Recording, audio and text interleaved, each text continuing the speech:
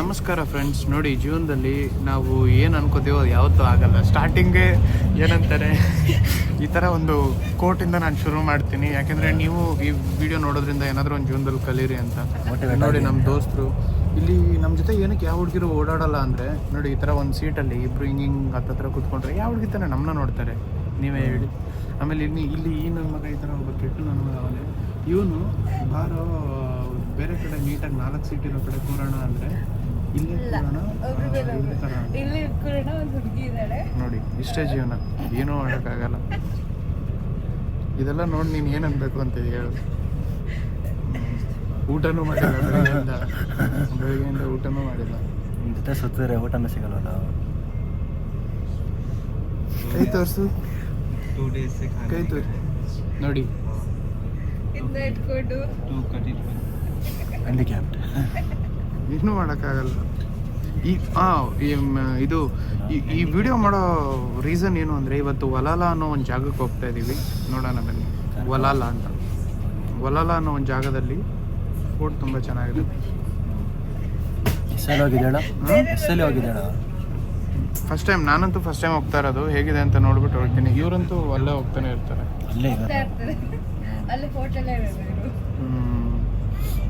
ಸಾಕ್ಬಿಡು, ಆಯ್ತು.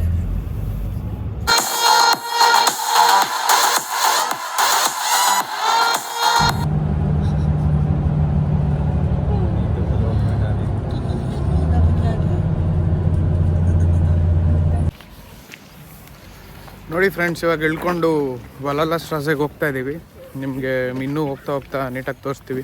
ಇವನ್ನ ನೋಡಿರ್ತೀರ, ಶಿವಮ್. ಇದು ಯಾವುದಿದು ಹೊಸ ಹುಡುಗಿ ನಮ್ಮ ಬ್ಲಾಗಲ್ಲಿ ಅಂತ ಕನ್ಫ್ಯೂಸ್ ಆಗಬೇಡಿ. ಇದೊಂದು ಬೆಂಗಳೂರಲ್ಲಿ ಪರಿಚಯ ಆಗಿರೋ ನನ್ನ ಇಂಜಿನಿಯರಿಂಗ್ ಮೇಟ್. ಸೊ ಇಲ್ಲಿ ಜರ್ಮನಿಲಿ ಮೀಟ್ ಆಗಿದ್ದೀವಿ. ಹಂಗೆ ವಲಾಲ ಹೇಗಿದೆ ಅಂತ ತೋರಿಸೋದಕ್ಕೆ ಕರ್ಕೊಂಡು ಹೋಗ್ತೀವಿ. ಇವನು ಹುಡುಗಿರು ಎಲ್ಲ ಇದ್ರು ಒಂದು ಸ್ವಲ್ಪ ಈ ಥರ ನಗಾಡ್ತಾನೆ ಇರ್ತಾನೆ. ಏನಕ್ಕೆ ಅಂತ ಗೊತ್ತಿಲ್ಲ. ಎಲ್ಲ ಹುಡುಗಿರು ಹುಚ್ಚ ಅಂತ ಇದಕ್ಕೆ ಅನ್ನೋದು. ಹುಡುಗಿರು ಎಲ್ಲ ಇದ್ರು ಈ ಥರ ನಗಾಡ್ತಾ ಇರ್ತಾನೆ ನೋಡಿ.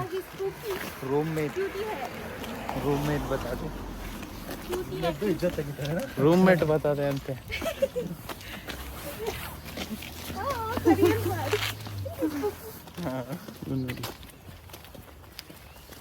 ಇವನ್ ತಿರ್ಬೋಕಿ. ಜೋಕ್ಸ್ ಕೂದಲು ಎಷ್ಟೇ ಟ್ರೈ ಮಾಡಿದ್ರು ನೀಟಾಗಿ ಸೆಟ್ಟೇ ಆಗಲ್ವಲ್ಲ. ಕೂದಲು ಎಷ್ಟೇ ನೀಟಾಗಿ ಬಾಚ್ಕೊಂಡ್ರು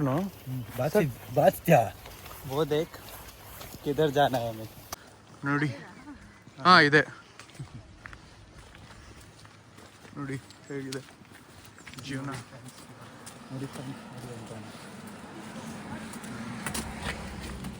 ಕತ್ಲಾಯ್ತು ನನ್ ಕಂಡಗೆ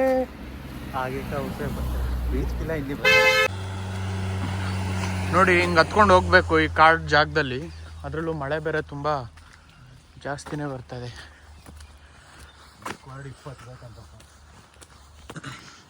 ನೋಡಿ, ಸಿನಿಮ್ಯಾಟಿಕ್ ಶಾರ್ಟ್ಸ್ ತೋರಿಸ್ತೀನಿ. ಕೈಯೆಲ್ಲ ನಡುಕ್ತಾರೆ.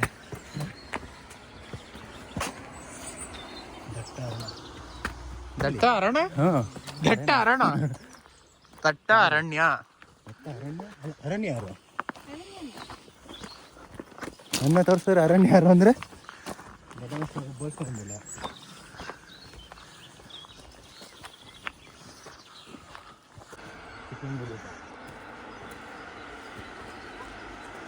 ನೋಡಿ.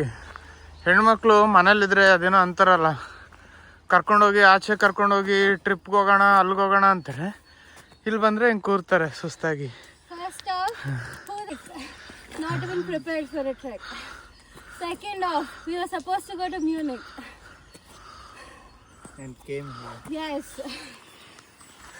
ನೋಡಿದ್ರ, ಇದೇ ಒಂದು ಎಕ್ಸಾಂಪಲ್. ಹುಡುಗಿರ್ಗೆ ಯಾವತ್ತು ಏನ್ರಲ್ಲೂ ಸಮಾಧಾನ ಇರಲ್ಲ. ಏನಾದರೂ ಒಂದು ಕಂಪ್ಲೇಂಟ್ ಮಾಡ್ತಾನೆ ಇರ್ತಾರೆ. ತಿಳ್ಕೊಳ್ಳಿ.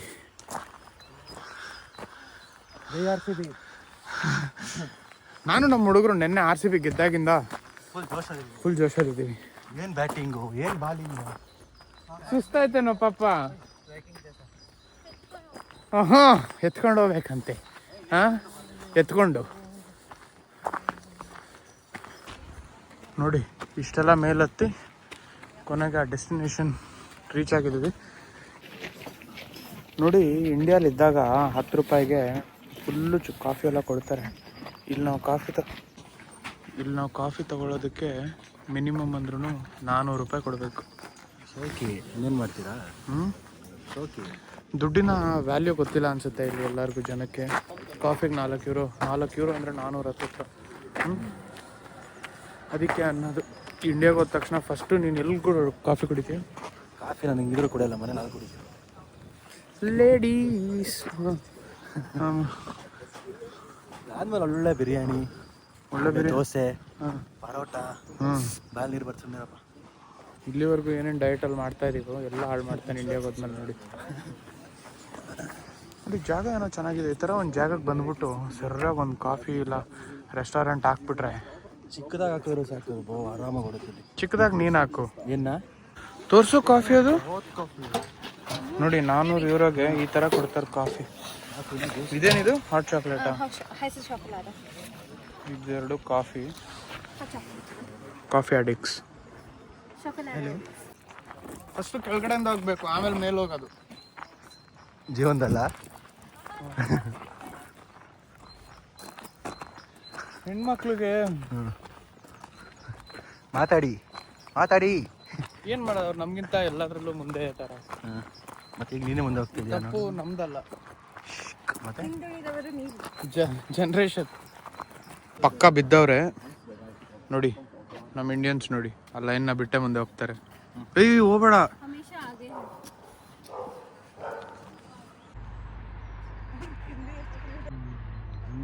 ಪೀಕ್ ಮೇಲ್ ಕಂಟೆಂಟ್ ಅದನ್ನ ನೋಡೋದು.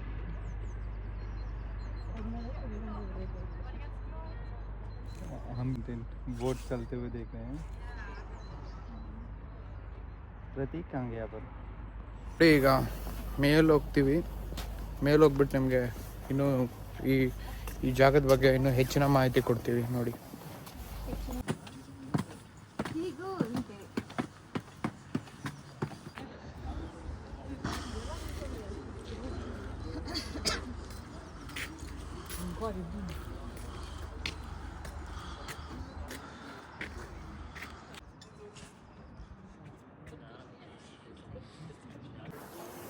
ನೋಡಿ ಫ್ರೆಂಡ್ಸ್, ಇಷ್ಟೇ ವಲಾಲ ಸ್ಟ್ರಾಸೆ ಅನ್ನೋದು. ಇದೊಂದು ಮೇಲ್ಗಡೆ ಇರೋದು ಹಿಂಗೊಂದು, ಅದು ಬಿಟ್ಟರೆ ಇದೊಂದು ಈ ಥರ ಇದೆ ವ್ಯೂ ಅನ್ನೋದಕ್ಕೆ.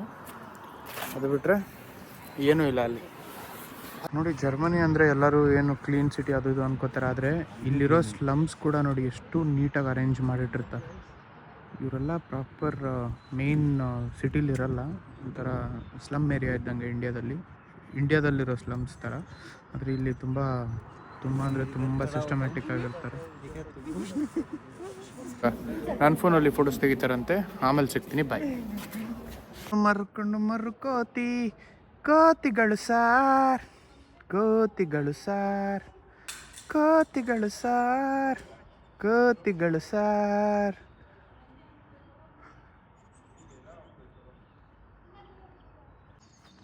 ನೋಡಿ, ಇನ್ನೂ ವಿಂಟರ್ದು ಅಫೆಕ್ಟ್ ಈಗ ಸ್ವಲ್ಪ ಓಕೆ ಆಗ್ತಾ ಇದೆ.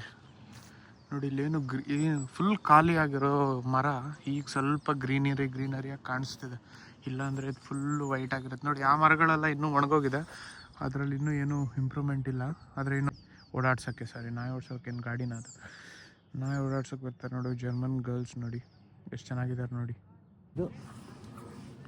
ನೋಡಿ ನಮ್ಮ ಹುಡುಗ ಒಬ್ಬರು ಅರ್ಜೆಂಟ್ ವಾಶ್ರೂಮ್ಗೆ ಹೋಗ್ಬೇಕಂತೆ. 2 ಇಲ್ಲಿದೆ ನೋಡಿ ವಾಶ್ರೂಮ್. ಮನೆಗಳೇ ಇರಲ್ವಲ್ಲ ಈ ಥರ.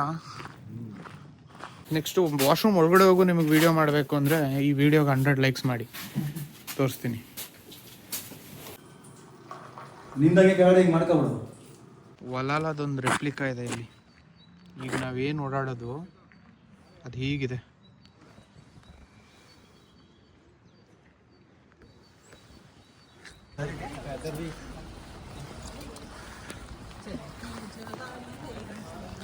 ನೋಡಿ, ಎಲ್ಲರಿಗೂ ಹೊಟ್ಟೆ ಹಸ್ತಿದೆ.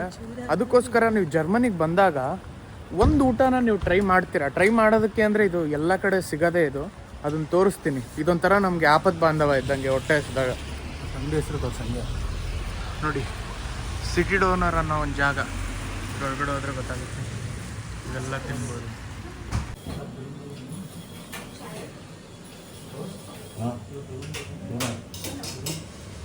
Group has that one guy who doesn't eat outside.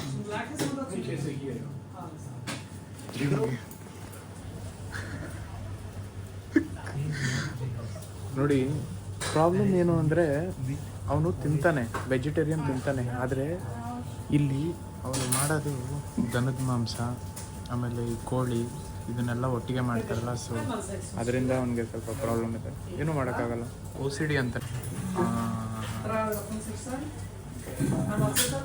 Taste review ನೋಡು, ಹೇಳಿ.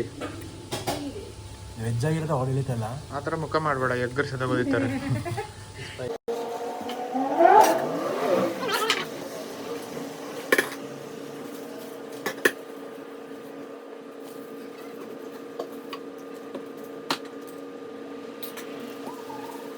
ಟೇಸ್ಟ್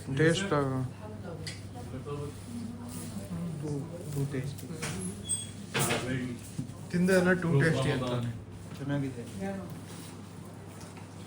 ಇದೇ ಥರ ನಿಮಗೆ ಇನ್ನೂ ವೀಡಿಯೋಸ್ ಮಾಡಬೇಕು ಜರ್ಮನಿಲಿದ್ದು ನಿಮಗೆ ಜಾಗಗಳನ್ನ ತೋರಿಸಿ, ಹಂಗೆ ನಾವು ಮಾಡೋ ಈ ಆಟಗಳನ್ನೆಲ್ಲ ನಿಮ್ಮ ಹತ್ರ ಹಿಂಗೆ ಶೇರ್ ಮಾಡಬೇಕು ಅಂದರೆ ಯಾರ್ಯಾರು ನೋಡ್ತಿರೋ ಹಂಗೆ ಒಂದು ಸಬ್ಸ್ಕ್ರೈಬ್ ಬಟನ್ ಒತ್ತುಬಿಡಿ, ಅದರಿಂದ ನೀವು ಕಳ್ಕೊಳ್ಳೋದು ಏನೂ ಇಲ್ಲ.